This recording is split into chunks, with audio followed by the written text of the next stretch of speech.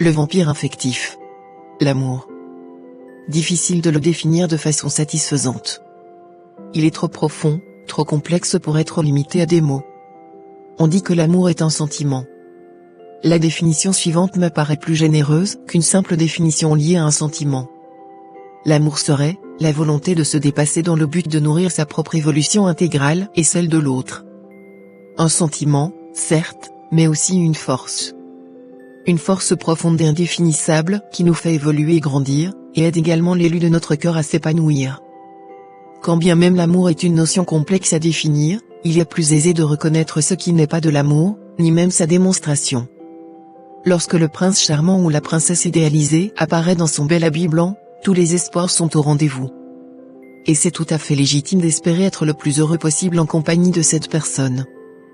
Mais que se passe-t-il quand celui ou celle qui nous déclare un amour infini se transforme brusquement en vampire affectif ? Que feriez-vous si une relation amoureuse vous détruisait, écrasait votre personnalité et votre identité propre, sans laisser place au bien-être, à l'épanouissement, voire au bonheur ? Vous allez répondre sans doute que vous allez partir. Mais ce n'est si sûr ni si simple. Et si celui ou celle que vous laissez entrer dans votre cœur s'avère être un manipulateur ?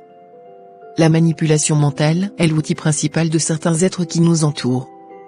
Hommes ou femmes, ces manipulateurs montrent le plus souvent un visage et des attitudes attrayants dans le seul but d'exercer une emprise sur leur proie.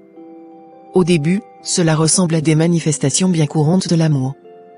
Mais progressivement, le masque tombe et ce qui faisait penser à une relation amoureuse à l'avenir prometteur, devient rapidement une véritable entreprise de destruction de la part du manipulateur. On dit que l'amour rend aveugle. Mais le jour où l'on doit retrouver la vue n'arrive qu'après 10, 20 ou même 30 ans.